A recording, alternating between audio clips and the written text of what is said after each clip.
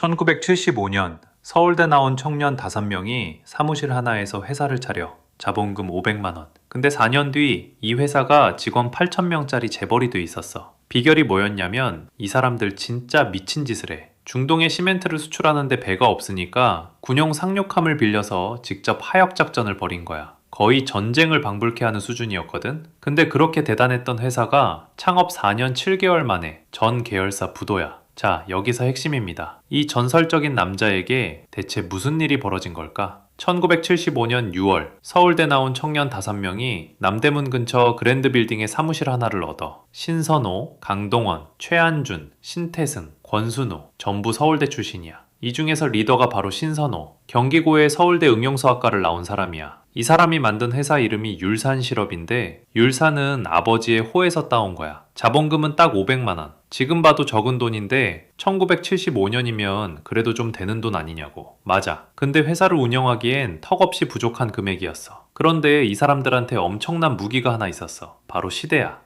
1970년대는 수출입국의 시대였거든. 정부가 수출만 하면 거의 공짜로 돈을 빌려줬어. 이게 바로 수출금융이라는 건데 쉽게 말하면 이거야. 외국 바이어한테 돈 줄게라는 보증서를 받아와. 이걸 신용장이라고 해. 이 신용장만 은행에 들고 가면 연 6%짜리 초저금리 대출을 받을 수 있었어. 자, 여기서 핵심입니다. 당시 시중금리가 얼마였냐면 20%가 넘었어. 6%에 빌려서 20%짜리 시장에서 굴리면 그 차이만으로도 엄청난 수익이 나는 구조였던 거야. 지금으로 치면 정부가 창업자에게 거의 공짜로 돈을 빌려준 거야. 단 수출을 해야 한다는 조건으로. 그래서 이 사람들이 뭘 수출했냐? 시멘트 같은 건축 자재야. 마침 중동에 건설붐이 터졌거든. 사우디, 쿠웨이트 같은 나라들이 석유 돈으로 도시를 새로 짓고 있었어. 시멘트가 미친 듯이 필요한 시점이었던 거지. 그리고 이 첫 거래의 시작은 원길람이라는 사람이 쿠웨이트에서 직접 신용장을 따온 거였어. 근데 진짜 대단한 건 이 다음이야. 이 사람들이 시멘트를 수출하는 방법이 정상이 아니었거든? 보통 수출을 한다고 하면 어떻게 해? 물건 만들어서 운송회사에 맡기잖아. 배에 실어달라고 하고 나는 기다리는 거지. 근데 신선우는 달랐어. 이 사람은 아예 배를 직접 빌렸어. 선박을 임차해서 화주이자 선주로서 직접 수출한 거야. 이게 왜 대단한 거냐면 쉽게 비유해 줄게. CJ 택배가 여러 사람 물건을 같이 싣고 오잖아. 그러면 내 물건 내리려면 다른 사람 거 다 내릴 때까지 기다려야 돼. 근데 택배차를 하나 통째로 빌리면 내 거만 내리면 되니까 훨씬 빠르잖아. 이걸 1970년대에 배로 한 거야. 시멘트를 가득 실은 배를 통째로 끌고 중동까지 간 거지. 근데 문제가 하나 있었어. 중동 항구 사정이 영 좋지 않았거든. 항구에서 하역이 안 되는 상황이 벌어진 거야. 보통 사람이면 여기서 포기하거나 기다렸겠지. 근데 신선호가 어떻게 했냐면 군용 상륙함을 끌고 왔어. LST라고 불리는 상륙함이야. 거기에 헬기까지 동원했어. 거의 전쟁을 방불케 하는 하역 작전을 벌인 거야. 상식적으로는 말이 안 되는 일이었지. 그리고 이 결과가 어떻게 됐냐? 첫 해인 1975년 수출액이 340만 달러야. 그런데 이듬해인 1976년에 4,300만 달러, 12.6배가 뛴 거야. 그리고 3년째인 1977년엔 1억 6,500만 달러까지 올라가. 이 수치가 얼마나 대단한 거냐면 1976년에 동탑 산업훈장을 받아. 그 다음 해엔 금탑 산업훈장이야. 2년 연속 국가훈장을 받은 거지. 그리고 1978년 2월 창업한 지 겨우 3년도 안 돼서 13번째 종합무역상사로 지정돼. 종합무역상사라는 건 정부가 인정한 대형 수출회사야. 삼성물산이 1호였고 대우, 쌍용, 현대 같은 데가 먼저 받았어. 그 대기업들 대열에 창업 3년짜리 회사가 끼어든 거야.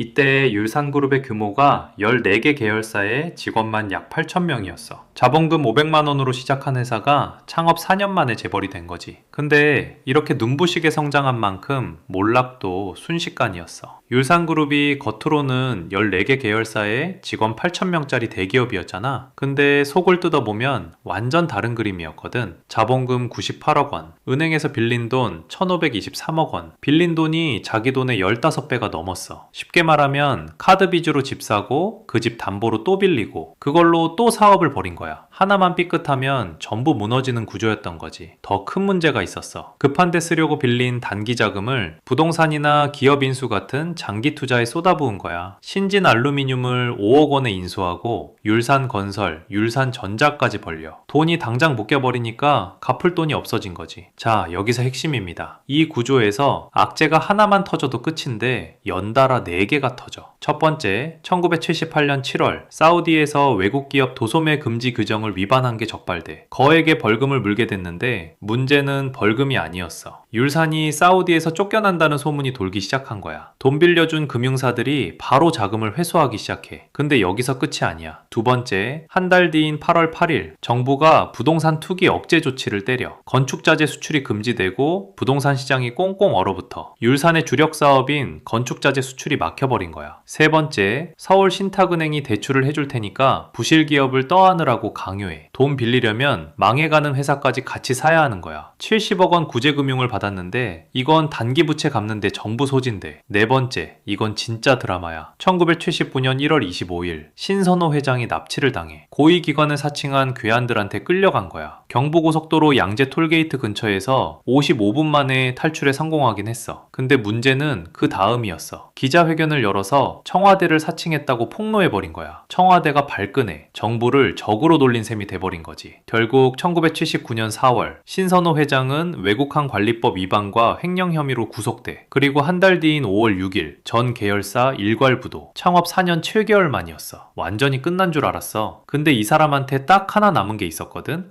1977년 한창 잘 나가던 시절에 신선호가 사놓은 땅이 하나 있었어. 반포동 고속버스 터미널 부지. 평당 약 7만 원에 매입했지. 근데 이 땅에는 서울시와 맺은 아주 특이한 계약 조항이 붙어 있었거든. 두 가지야. 하나는 제3자한테 절대 팔 수 없다는 것. 또 하나는 정해진 기한 안에 건물을 안 지으면 계약이 무효가 된다는 것. 보통이면 아무 의미 없는 조항이야. 근데 부도가 터지면서 이 조항이 방패가 돼버린 거지. 돈 빌려준 은행들이 이 땅을 처분해서 빚을 받아내려고 해도 팔 수가 없어. 계약이 막고 있으니까. 14개 계열사가 다 날아갔는데 이 땅만 살아남은 거야. 그렇게 20년을 기다려. 부도 후에도 이 땅을 놓지 않고 끝까지 붙들고 있었던 거야. 그리고 1998년 드디어 센트럴시티 개발에 착공해. 2000년에는 JW 메리어트 호텔을 포함한 센트럴시티가 개장하면서 신선호가 다시 회장으로 돌아와. 완전히 망한 사람이 20년 만에 서울 한복판 최대 복합단지의 주인으로 부활한 순간이었어. 자, 여기서 핵심입니다. 수치로 보면 더 대단해. 2001년에 지분 51%를 810억 원에 매각해서 쌓여있던 부채를 싹 정리해. 그리고 2012년 신세계가 이 회사 지분 60.02%를 인수하는데 그 금액이 1조 250억 원이야. 처음에 평당 7만 원에 산 땅이 조 단위로 뛴 거지. 현재 신선호는 38.14%를 보유한 2대 주주고 아들 신진수가 부사장으로 경영에 참여하고 있어. 근데 여기서 한 번 더 반전이야. 2025년 고속터미널 재개발이 확정됐거든? 터미널을 지하화하고 지상에 최고 60층 주상복합을 짓는 계획이야. 부지 공시지가만 1조 원이 넘어. 관련 주식인 천일고속은 37,850원에서 50만원대까지 올랐어. 9거래일 만에 10배 이상 폭등한 거야. 자본금 500만원으로 시작한 남자가 지금 수조 원대 자산가로 돌아왔어. 500만원으로 시작해서 4년 만에 재벌이 됐다가 완전히 박살났는데 땅 한 조각으로 다시 수조 원의 자산가가 된 사람. 빠르게 성공한 만큼 빠르게 무너졌고 결국 살린 건 화려한 사업이 아니라 계약서 한 줄이었어. 드라마보다 더 드라마틱한 실화야. 이런 기업 흥망성쇠 이야기 더 보고 싶으면 구독 눌러줘. 다음에 또 대단한 이야기 가져올게.